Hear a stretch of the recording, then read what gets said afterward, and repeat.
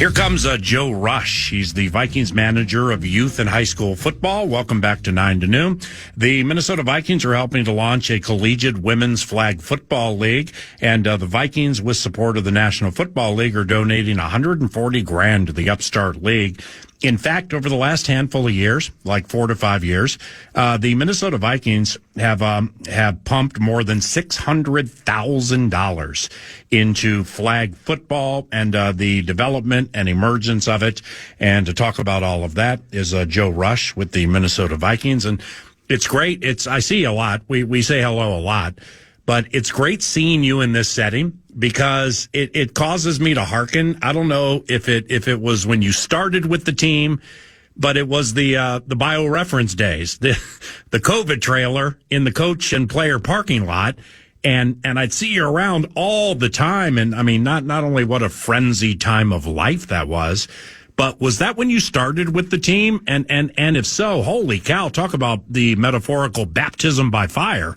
Yeah, no kidding. It's been a whirlwind of a career for me in my 7 years here. So I did start just a couple years before that, but certainly that COVID season pulled me from my typical youth and high school football job responsibilities. It was an awesome learning opportunity and got to meet great people like you. Got to earn that Jovid nickname that has since kind of gone by the wayside. But really happy to be here. Thanks so much for having me on, Paul. It's a dream come true for me. My brother, before we discuss the endeavor coming up, and you explain to me exactly what a football jamboree is.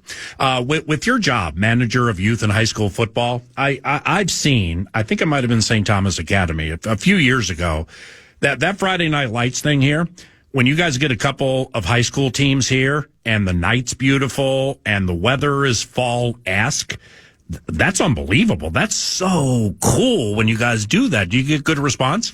Yeah, absolutely. That prep spotlight series and really hosting games here at TCO Stadium is something we're really passionate about doing. And, certainly in the tackle space, there's this whole, catalog of opportunities and experience that we love to roll out for schools and programs, athletes and coaches, that we're, really looking forward to kind of replicating in the girls flag space too, as it continues to grow. All right. So here's the deal. How did this come to fruition with collegiate women's flag football and a league, and which schools are blazing the trail?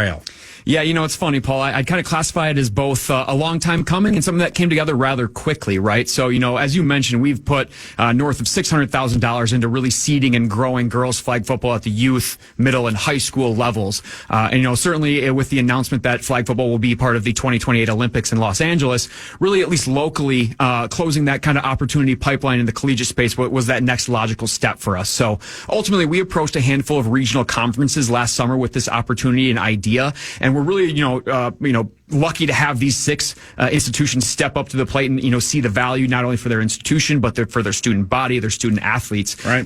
So this year we'll have a 6-team league consisting of Augustana, Concordia Moorhead, Gustavus, Bethel, University of Northwestern St. Paul, and University of Wisconsin Stout. So representation from several different conferences here in the upper Midwest to kind of form this, alliance conference, if you will. Okay, now, from what I understand, nearly 500-ish NCAA schools have expressed interest in women's flag football.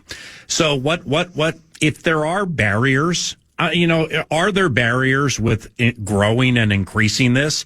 And with the expansion, obviously being what you would want to be next, or you guys wouldn't have come up with the idea and pushed it. What's that opportunity look like?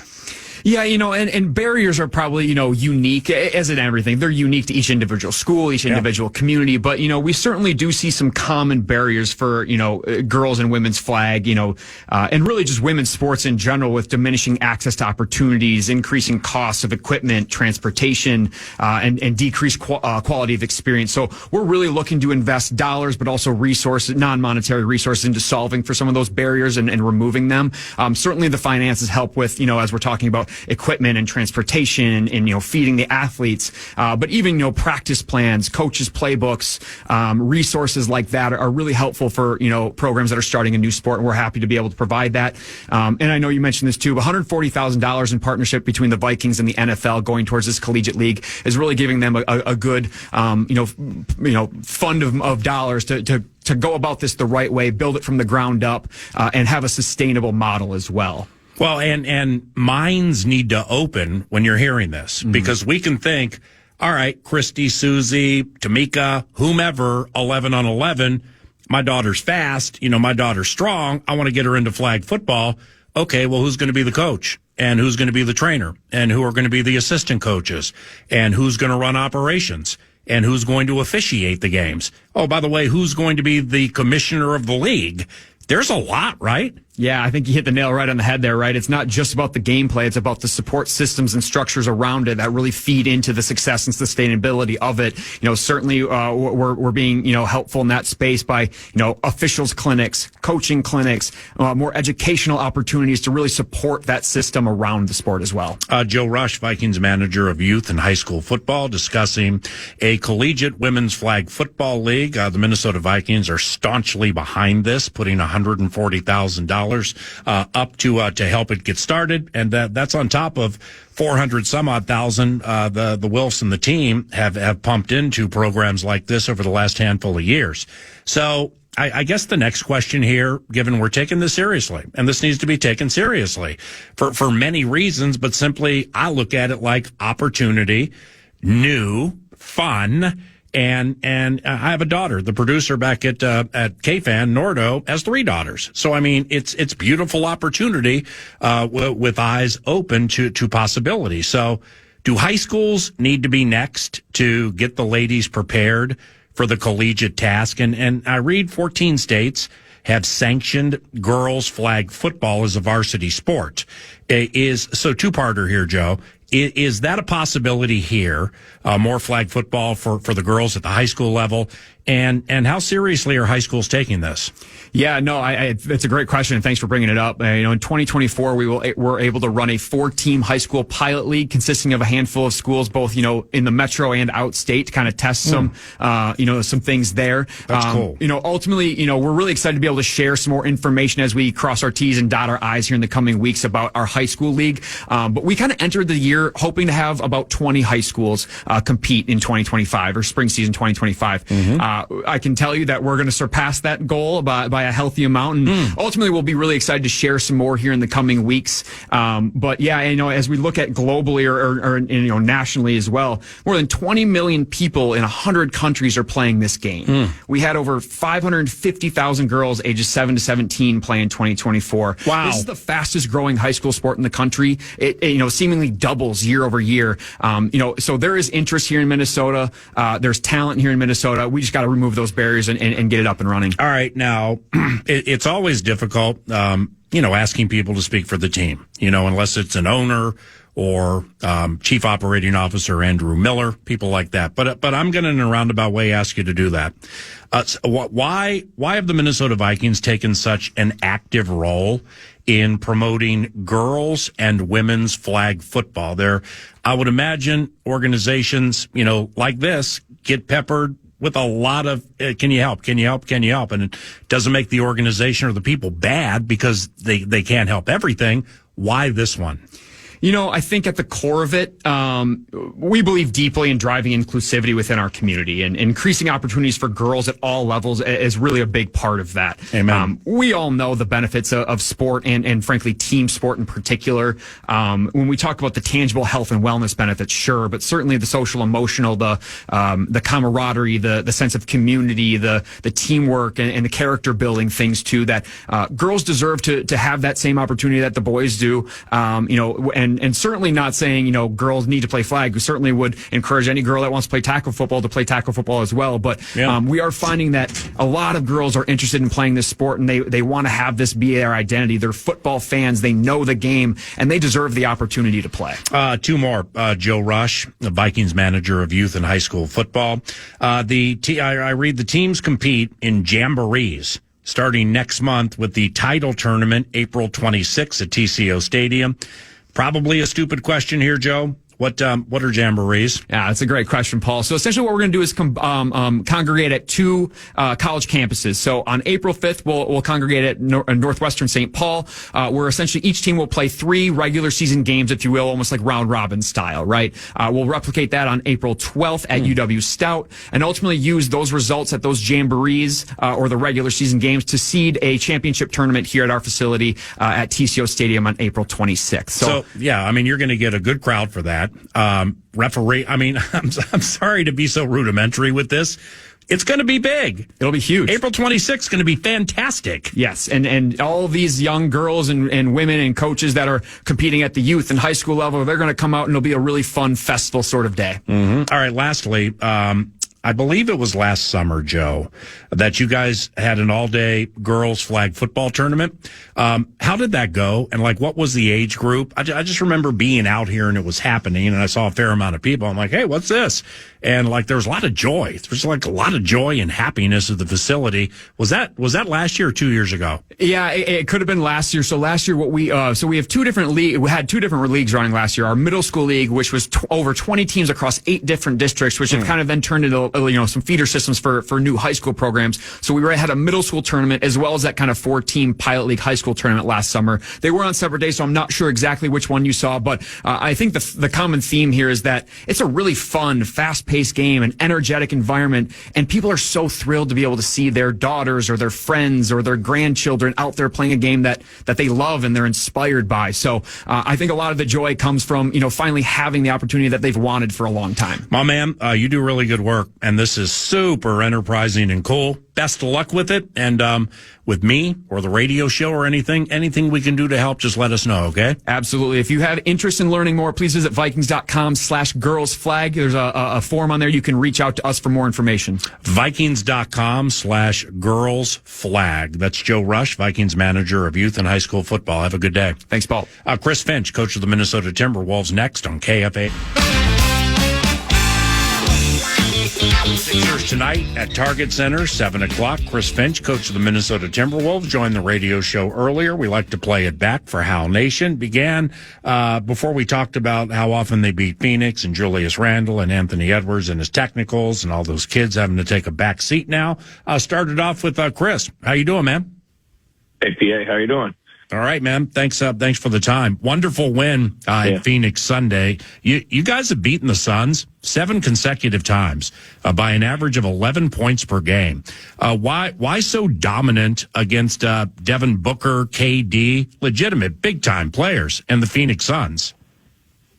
Yeah, it's weird. I mean, we lost 4 straight before that run. So going into the playoffs last year, we had to really relook at how we played them, how we guarded them, what we did against them, and what we could do against them offensively. That was the benefit of having a week to prepare, gave us, and having taken our lumps for 4 games prior to that. So we just had to kind of reimagine how we played those guys. And, both of us have been different versions of ourselves since that playoff series. But, our guys certainly take the challenge of guarding that elite talent that they have, and that's where it really begins and ends. What what facet does that involve? Just like a nugget, is it switching? Is it over or under on picks? Like, what goes into it? Well, yeah, I mean, listen, like, those guys are such great ISO scorers. Like, you really can't give them space to play by themselves. You got to crowd them as much as you possibly can. Try to take the ball out of their hands. They're just such great offensive players that, even though we have good defensive players, it's still tough to leave them one-on-one all game. And just, we got to try to change up the looks all the time, keep them off balance, all the things you need to do to great players. Anybody at Footprint Center ask you how things are going with the knee, given that was the home of the Topple? Yeah, I have a few courtside comments, but generally everyone was super nice. I think the evening you went down, I think Kevin Johnson, the former outstanding Suns point guard, was like right behind you. I think, didn't he used to be the mayor of Sacramento? Yeah, he was at one point. Yep, that's right. Yeah, he was quite the player, quite the underrated player in that he played in a generation that MJ was taking off, and there were just so many good players. Kevin was slithery and sneaky, wasn't he? Yeah, he was. Was on some really, really good teams. The team that went to the finals and lost to the Bulls, so had a heck of a career. Do you? What's the feel with Anthony Edwards the rest of the way? Do you think he'll get any more tees this season, or did the suspension? In what ways did it open his eyes? Yeah, I think listen, he's been here before, and in previous seasons he's gone to the brink, and he's done a good job in those situations of being able to kind of control his emotions. I expect he'll be able to do the same here down the stretch with what's on the line. If, we were very disappointed in the suspension the other day, he knows how disappointed we were and how much we missed him and what it cost us. So that alone should be enough of a lesson, and let's hope that it is. Well, the whole situation at L.A. just had to have you pulling your hair out, right? I mean, it was an uncalled block on Gabe Vincent, and then that kind of opened the floodgates. And not that it's acceptable, but it was just a confluence of events that led to it, right? Yeah, it was frustrating, a series of events. I think it was a bit of a kind of overreaction all the way around. But the bottom line is, we put ourselves in jeopardy by being at the threshold of technicals, and, you leave yourself vulnerable to that type of kind of, let's say, randomness. How did this would be a question for Anthony, but I don't have access to Anthony, so I'll ask you. How did he handle missing the Utah game? Yeah, I mean, he was definitely disappointed. We spent a good time chatting on the day of the game about things. I know he was feeling bad that he wasn't going to be there. Knows he lets the team down, and was very hopeful that his teammates would pull through and get the win, because every win right now is extremely valuable. So, I think he felt even worse after we weren't able to. So, yeah, just not a great 48 hours all the way around right there. But luckily we were able to respond and play well, and he played really well in Phoenix. Right. What does one do on a suspension day in Salt Lake City? I mean, do you go skiing in Park City? Do you watch the game in the locker room? Like how's that work? Well, the NBA rules say that you have to leave the arena 2 hours before tip-off. No. So you could come in and get your normal pregame work in, but you have to be gone out of the arena. So he just watched the game in his room. Ooh, wow. Chris Finch, coach of the Minnesota Timberwolves, weekly 9 to noon. Philly is at Target Center this evening, back-to-back with Charlotte tomorrow. Then Chris's team is at Miami later in the week, then San Antonio here on Sunday. Julius Randle returned on Sunday, and he was quite the menacing presence at Phoenix, wasn't he? Yeah, it was great to have him back. His activity, his physicality, his playmaking. We didn't shoot the ball particularly well early on around him. I thought he did a good job of creating a lot of shots. It's nice to have a big body out there again, who hits first, both sides of the ball. And he looked sharp in his return. And given Julius missed 12 games and really a month and small change of games, Chris, what was particularly good with him off the layoff? I mean, you'd seen him in practice and you knew he was good to go or you wouldn't have played him. But was there ever a moment in that game where you're like, damn, he hasn't played in a month. Look at that. Yeah. I mean, he's done a great job of working hard to come back. I believe he probably back a week or so earlier than we initially expected. So that's a credit to him and the medical personnel that have been working with him. He's a great worker anyway. He's always in the gym. His fitness level was what I noticed was pretty much on point. That's probably the biggest thing when you come back. It's hard to, replicate game conditioning, of course, but I didn't really notice anything. kind of any big drop off there. We did try to keep his runs a little shorter than normal, but I think he looked sharp from a fitness point of view, and he looked really explosive.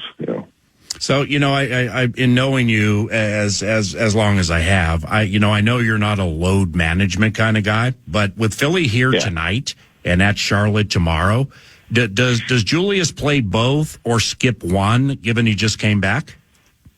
No, he'll play both. We'll certainly be mindful of minutes, particularly with these guys that are returning to play after being off for extended period of time for injury. And just, it might be the number of minutes or the way that they play, the length of their runs or how long they sit, or these all things we have to consider. But he's slated to play both games. With the game at Phoenix, beside the fact that they never beat you all of a sudden, they scored just 38 points in the middle quarters. I mean, it was fantastic. What stood out to you with the defense in those middle frames? We were able to generate turnovers, and that came from our activity. We had great hands in and around the ball. I thought our on-ball defense was really good. We were more disruptive, and we challenged the team. We've been inconsistent at times on the ball this year, and it was our calling card a year ago. So we got back to being who we are on the ball. We were able to create some turnovers there. Our fly-around defense was good. We got a lot of turnovers off of that. I mean, Dante in particular was outstanding. I think he had six steals. Many of them were kind of off the ball, reading the passing lanes. He's really, really good at that. And so, to me, that was what kind of signified the game for us, is just the way we were able to generate turnovers. And with all those steals, man, he hit 8 threes. I mean, is he as comfortable right now as you've seen this season? Yeah, again, huge credit to him too, coming in off injury. He's been coming back a little bit more on a minutes restriction, but he's looked great. Doesn't look rusty at all. Been playing with physicality. A lot of just looks comfortable, like he's never really been gone. Not trying to figure out how he's going to fit back in. And I thought we did a really good job of locating him the other day, and he was able to benefit from it. Clearly off the win, and with some of these teams you have coming up, I mean, it's time to make a run, right? I mean, and get out of that play-in bid or get away from it. The rest of your opponents have like a 43% winning percentage. So, I mean, anybody can beat almost anybody any day. I understand that, but do you sense the players are engaged and really understand the importance of this final 20-ish games? Yeah, I do. That was a large part of our discussion the other day after Utah, when we got together. We talked about what the last 21 games meant. What we had to do, what we had to recapture, whether it be our defense had to get better, or reintegration of everybody as they start coming back from injury, how that's going to affect roles and opportunities and all this stuff. And, we had to kind of frame it for our guys and look at where we are in the standings. And we do have a favorable schedule when it comes to opponent win percentage, but we've also shown the capacity to not play well, against some of those teams and not have the right consistent approach, or have a 5-minute letdown that costs you the game. So, that we have to choose whether we want that to be an advantage for us, or we're going to let it continue to be, a banana peel that we keep slipping on. And as the leader of the team, as the coach, like, how does one guard against human nature? I mean, looking at the slide, Philadelphia got killed last night, is not going to be a playoff team, is without Embiid the rest of the year, and is traveling on a back-to-back. So, I mean, those who know that might think tonight, could be easier than it really is. How do you guard against that? Well, I like to start with a simple question, PA. I just like to say, for whom is this game more important? And if you can answer that question, then it should basically fuel you and funnel you to the right direction and the right approach. And that's what we need. And that's what these games are. When we've determined that our playoffs started already. And we got to have that type of mentality. And we did the other night in Phoenix. So we got to keep doing it. So it's a choice that you make. The guys made the right choice the other day. And I'm confident that they'll continue to make the right choice. But it's really going to be up to them when they come to work today. For these Sixers, Tyrese Maxey is pretty much all they have some games. A very, very nice player, isn't he? Yeah, great player. I mean, just one of the fastest guys in the league with the ball, for sure. He's a one-man fast break, can go coast to coast. He's got deep range, can score at all ranges, really. He's got a mid-range jumper. He can get to the rim at a high level, can fill it up from deep, create his own offense, plays with a lot of joy. That's what I like about him. So, he's a handful. You know, he lit us up last time we faced these guys for a big number, and he's obviously going to be key to take him out of the game. When it comes to the opponent and players they are using or not using, like for instance, you know, Philly was without Paul George and Kelly Oubre in that loss to Portland last night. How do you prepare or determine? Like, do you think they're going to dust those guys off tonight? Because clearly, if they don't, it's a different game. Yeah, I mean, we have to prepare for. You know, we always prepare for everybody at full strength, unless we know that they're definitely out. And then you just got to be ready to make adjustments. And one of the biggest adjustments that you have to make is your mental approach. You know, it doesn't mean just because their big guns aren't playing that the other players aren't going to play hard and do their thing. That's the ironic part about playing teams, you know, down the stretch here who might be resting guys or, you know, playing for lottery picks or just all banged up, is that, you know, the other talent wants to show who they are, what they can do, and it's a perfect time to do so. And they often get an extended period of time to do it. So, you know, we've just gone through a period with a bunch of injuries, and our young players stepped up and played at a super high level. And that was all down to opportunity. And so these opportunities come up for these players, and they're hungry as heck to go out there and show you what they can do. Well, and off that, you know, the healthier you get, Julius is back, DiVincenzo's back, Gobert hopefully back soon. When it comes to the contribution, specifically, Terrence Shannon Jr. and Jalen Clark gave you, Dillingham to a certain extent too. When their minutes are most likely going to be cut the rest of the way with the veterans playing, at least, you know, that's what we saw in the Phoenix game. Do you have chats with those guys into the game, or is it just understood? Yeah, no, both. I mean, we have chats with them. We have obviously. I try to speak to the team about what's coming, and you know, and then I also talk to the individuals and stay ready. And you know, sometimes it'll be situational. And the worst thing that a player can do, a young player in particular, is kind of not be ready. You know, not stay ready mentally and physically, and then you may go a couple games where you don't play, and then you get called on to play, and you're not ready, and it shows. You know, and then then we lose confidence in that individual when that happens. So I know it's tough. It's hard to play everybody.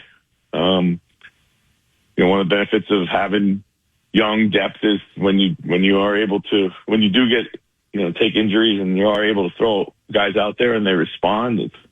It's great, and we'll still keep playing them. And you know, sometimes like I said, it'll be situational. And I mean, Rob didn't get in the other night, but that doesn't mean he's not going to get in tonight. So he's got to be ready to play. If his number's called, then that's part of it all. With two more, thank you for the time. With Terrence, what was eye-opening with the big minutes he got? Like I don't watch a lot of college basketball, and he hadn't played a lot for you guys. Yeah. But during the time, you know, he's playing high 20s, maybe low 30s in the minutes. His fearless nature, it just seems like whether you're winning or losing, I mean, he's just like a ball of butcher knives. I mean, he goes at it hard all the time. Yeah, that's what we love about him. He really gives us a legitimate transition threat and a consistent one, which we haven't really had. And he's a downhill driver. He gets fouled a lot just because of the force that he plays with, and that's a benefit. He shot the ball pretty well. That's probably, the one thing he needs to continue to work on. He knows who he is as a player. He's physically ready to play in the NBA right now. He rebounds at a good level for the wing position. His defense has to continue to improve. Some of that's just, kind of welcome to the NBA stuff. I think that'll get better. He has the body and the tenacity to be a really good defender. The more he, evolves into a two-way player, of course, that's what we all want. But, we felt that he was physically ready to play when we drafted him, and it was just kind of getting comfortable with, who we are, what we do, how we do it, and getting some NBA reps. All right, last one. Next home game after tonight is San Antonio here Sunday, 7 o'clock Target Center. I watched their game Sunday night against OKC, and boy, they came out full of fire, man. They hit 10 three-pointers in the first quarter Sunday, and without Wemby, are they just chucking it up from all angles? Well, yeah, the ball's moving around. They don't, they play with great pace. De'Aaron Fox plays so fast. He can get to the heart of the defense quickly. And when that happens, you're going to create a lot of three-point shot opportunities because you're going to have to force the defense to kind of collapse and sink around those early attacks by Fox.